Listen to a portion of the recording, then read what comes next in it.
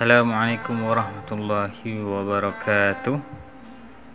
InsyaAllah pada hari ini kita akan mempelajari pelajaran sirah. Diharapkan para pelajar dapat menghayati dan mengamati dan mendengar dengan baik supaya dapat memahami pelajaran kita pada hari ini. Pada hari ini kita akan mempelajari dua tajuk berkaitan sirah Nabi, iaitu berkaitan perkahwinan Nabi dan kedua berkaitan tahun duka cita.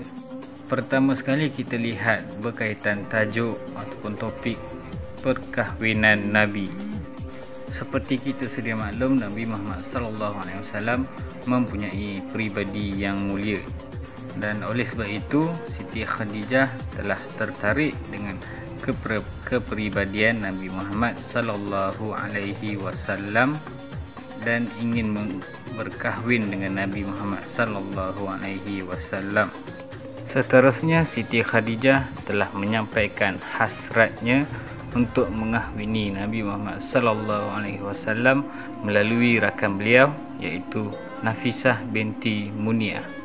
Dan Nafisah binti Muniyah telah bertemu dengan Nabi Muhammad SAW dan menyampaikan hasrat Siti Khadijah untuk berkahwin dengan Nabi Muhammad SAW.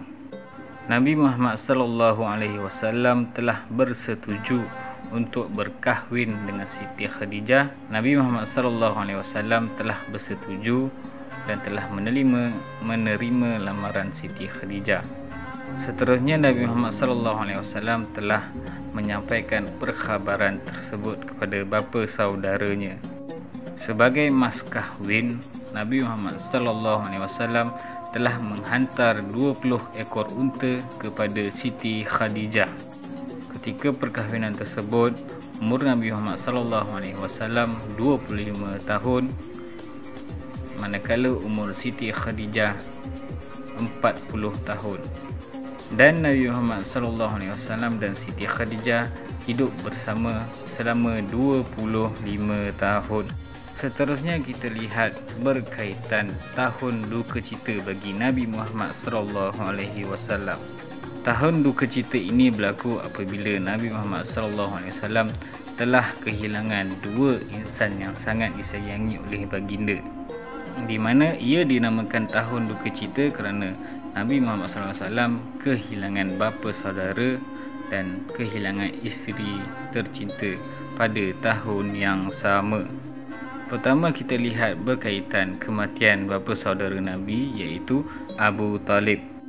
Ketika Abu Talib sedang nazak, Nabi Muhammad SAW telah menziarahi Abu Talib, dan Nabi Muhammad SAW mengajar Abu Talib untuk mengucap dua kalimah syahadah agar Abu Talib dapat meninggal dunia dalam keadaan Islam.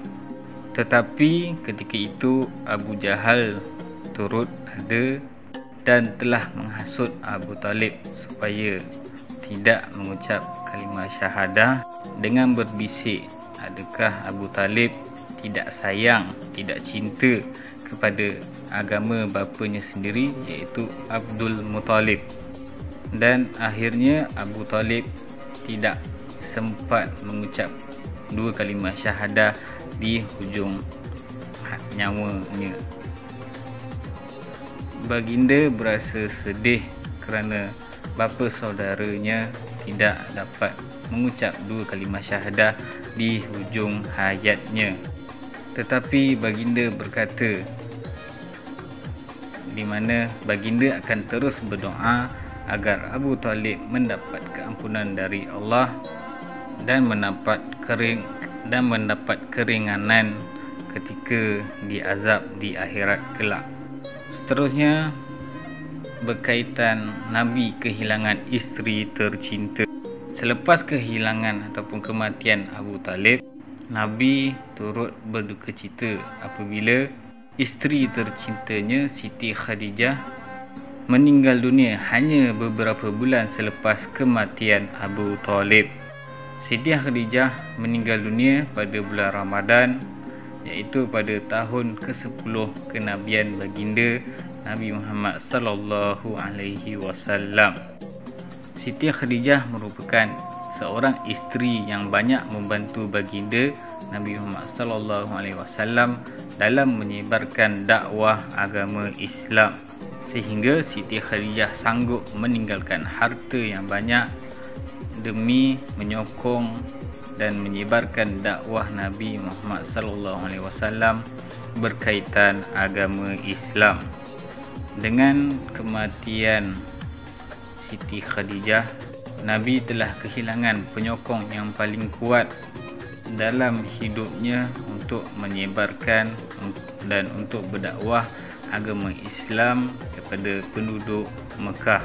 Itulah berkaitan tahun duka cita bagi Nabi Muhammad sallallahu alaihi wasallam, di mana Nabi telah kehilangan dua insan yang Nabi sangat sayang, iaitu bapa saudaranya Abu Talib dan isterinya Siti Khadijah, di mana kedua mereka ini adalah pelindung kepada Nabi Muhammad sallallahu alaihi wasallam dari segala tentangan ketika Nabi Muhammad sallallahu alaihi wasallam menyebarkan dakwah.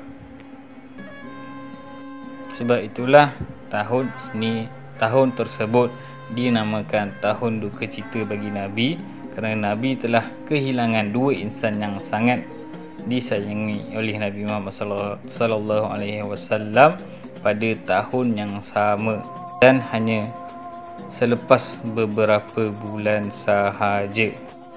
Baiklah, setakat itu sahaja pertemuan kita pada hari ini.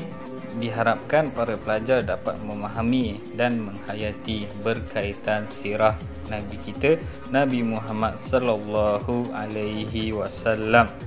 Akhir kata dari saya, sekian, terima kasih. Assalamualaikum warahmatullahi wabarakatuh.